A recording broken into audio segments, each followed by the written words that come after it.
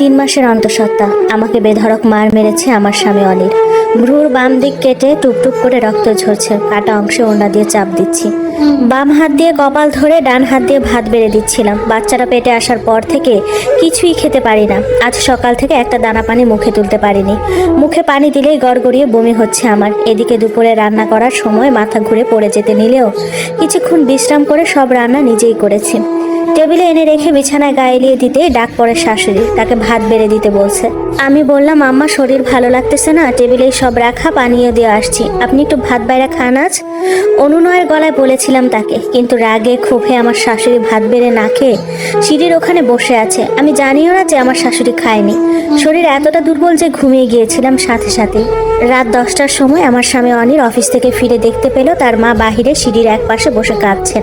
তার পাশে বসে আছে পাশের ফ্ল্যাটের এক বয়স্ক মহিলা।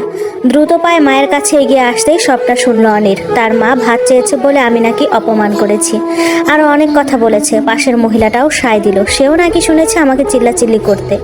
যখন অনির ফিরেছে তখন আমি শুয়েছিলাম। ফিরে আসতেই প্রতিদিনের মতন অনিরের জন্য 1 গ্লাস পানি নিয়ে গেলাম। বা হাত দিয়ে অনির সজোরে আঘাত করে আমার দিকে। অনিরের হাতে থাকা ঘড়িতে লেগে কেটে যায় আমার চোখের উপরের অংশে। তারপর ইচ্ছে মতন শাসি অনির ঘরে চলে গেলে আমি খাবার গরম করে প্লেটে বেড়ে শাশুড়িকে ডাকতে গেলাম। আমার শাশুড়ি তার কথায় অনড়। সে কিছুতেই আমার হাতের খাবার খাবে না। কান্নাকাটি করে একাকার অবস্থা। বারবার করে বলছে তাকে বৃদ্ধাশ্রমে রেখে আসতে। এই মেয়ে তাকে সেবা যত্ন তো দূরে থাক, ভাত অবধি দিবে না। পাশের ফ্ল্যাটে সে মহিলা আবার এসেছে। সে এসে আমাকে বলল, টপর টপর চোখের পানি না ফালাইয়া পায়ে ধরে মাফ চাও। তাই তো হয়, বউ মানুষের আবার এত লাজ লজ্জা কিসের? শাশুড়ি মায়ের সমান, যাও মাফ চাও। কোনো সমাধান না পেয়ে শাশুড়ির পায়ে ধরে মাফ চাইলাম। এরপর ভদ্রমহিলা খাবার টেবিলে বসে ভাত খেলেন, কিন্তু আমি রাতেও কিছু খেতে পারলাম না। বাচ্চার কথা চিন্তা করে যতই খেতে ইচ্ছুক হোক না কেন, পারছি না। 1 গ্লাস গ্লুকোজ জল খেয়ে বিছানার একপাশে গায়ে এলিয়ে দিলাম। 2 বছরের সংসার আমার। এ অবধি সুখের আবছায় শুধু অন্ধকার রুমেই আবদ্ধ। রাতের অন্ধকারে ভালোবাসা ছড়িয়ে ছিটিয়ে একাকার হয়, কিন্তু ঘর আলো হলেই মানুষটা বদলে যায়। কপালের পাশে প্রচন্ড ব্যথা করছে, তাই একটা নাপা খেয়ে নিলাম, কারণ এই অবস্থায় কোনো ওষুধে যদি বাচ্চার ক্ষতি হয়। অনির আমার পাশে শুয়েই সিগারেট টানছিল। সিগারেট শেষ করে সে ফোন হাতে বাইরে চলে যায়। মিনিট 2 পর ফিরে এসে প্রাথমিক চিকিৎসা করে আবার। আমি চুপচাপ বসেছিলাম, একটু শব্দও করিনি, কারণ এর আগেও কয়েকবার অনির গায়ে হাত তুলেছে।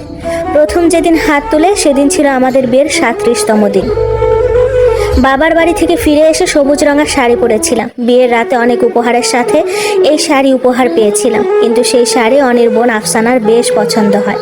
আফসানার অনেক দিনের ব্যবহৃত শাড়ির সাথে এই শাড়িটি বদলাতে চাইলে আমি না করে দিই, কারণ বিয়ের রাতে এটা আমার স্বামীর দেওয়া উপহার, তাই এটা দিতে চাইনি। ব্যাস শুরু হয়ে যায় কান্নাকাটি। অনির মা বুক চাপড়ে কেঁদে বলেছিল, এই মাইয়া আমার মাইয়া গো, ভাত দিব না। আমি কি কালসাপ আনলাম এখন এই রূপ, সামনে আমাকে বাড়ি ছাড়া করব। আমি আফসানাকে এই শাড়ি ব্যতীত সকল শাড়ি এনে দিয়েছিলাম, যেটা পছন্দ হয়েছিল ওটা বাদ দিয়ে যা ইচ্ছা নেই, কিন্তু আফসানার ওটাই চাই। অনির এসে সবটা জেনে আমার গা থেকে শাড়ি খুলে নিয়ে আফসানাকে দিয়েছিল। আমি জিজ্ঞেস করেছিলাম কেন নিল। বিনিময়ে বিয়ের 37 দিনের মাথায় থাপ্পড় মেরেছিল অনির আমাকে। 5 আঙ্গুলের দাগ নিয়ে মেনে নিয়েছিলাম সব, কিন্তু সবার কপালে সব সয় না। অনুভূতিগুলো সবে মাত্র বিধ্বস্ত হতে চলেছে। শাড়ির ভাগ দেওয়াই যায়, সংসারের ভাগ দেওয়া যায়? আপু, ইট দিয়ে পিঠে বাড়ি খেয়েছেন কখনো? স্বামীর বেল্টের আঘাত। ও, আপনার তো এখনো বিয়েই হয়নি। বিয়ের প্রায় 17 মাস পরের একটি ঘটনা। বারান্দায় দাঁড়িয়ে আকাশ দেখছিলাম। সামনের বাসায় এসেছে এক পিচ্চি মেয়ে। সেই মেয়ে সারাদিন বারান্দায় এসে আমাকে ডাকতো। আমি মাঝে মধ্যে বারান্দায় দাঁড়িয়ে মেয়ের সাথে জুড়ে দিতাম খেজুরে আলাপ। এমন একদিন বৃষ্টির বিকেলে মেয়েটার সাথে কথা বলছিলাম, সাথে বারান্দায় লাগানো টবে পানি দিচ্ছিলাম। শাশুড়ি মা নতুন মরিচ গাছ এনেছে, সেগুলো লাগাচ্ছিলাম। আলগোছে ওনা বেঁধেছিলাম, সেটা ঢিলে হয়ে গেছে। হাতে মাটি, তাই ওনা ঠিক করতে পারিনি। বারান্দায় আর কেউ ছিল না, শুধু সামনের ফ্ল্যাটে টুসি। কাজ শেষ করে যখন ফিরে আসবো তখন দেখি আমার পিছনে দাঁড়িয়ে আছে অনির। চোখে মুখে রাগের অভিব্যক্তি ফুটে উঠেছে। আমি তাকে মুচকে হাসতে হাত টান দিয়ে ঘরে নিয়ে এলো। বারান্দা থেকে একটা আস্ত ইট এনে আঘাত করলো পিঠে। 1 বার নয়, 2 বার নয়, পুরো 3 বার। দরজার কাছ থেকে ননদ বলছিল, বাইরের মানুষের বুক দেখায় ঘুরে, এত কুরকুরানি। বিয়ের এই কয়দিন দিনেই পরকীয়া শুরু। অনির মা বলল, আজ থেকে বারান্দায় যাওয়া বন্ধ। তাই তো বলি, টুসির লাগে এত কিসের খাতির? আরে সব তোর মামার সাথে ফুষ্টি নষ্টি করার ধান্দা। আমাকে কেউ এগিয়ে এসে ধরলো না। আমি কাটা মুরগির মতো বার দুয়েক মুখ দিয়ে শব্দ করে জ্ঞান হারাই। যখন জ্ঞান ফিরে তখন নিজেকে আবিষ্কার করি বিছানায়। পিছনের দিকে ফুলেছে অনেকটা, হয়তো হাড় ভেঙেছে। বাবার বাড়ি কল দিতেও দিল না, কারণ তারা আগেই দু হাত উপরে তুলেছে। বিয়ের পর স্বামীর সংসার সব। প্রথমবার শাড়ি নিয়ে ঝামেলা হওয়াতে রাগ করে বাবার বাড়ি চলে যাই। তখন আমাকে সাফ সাফ জানিয়ে দেওয়া হয়েছে, এই বাড়িতে আসো, 2-4 দিন থাকো, তবে চলে যাবা। কেউ যেন জিজ্ঞেস না করতে পারে কয়দিনের জন্য এসেছো, কবে চলে যাবা। এর আগেই চলে যাবা। স্বামীর অধিকার আছে বউকে শাসন করার, আর একটু একটু মারবে ওসব ব্যাপার না।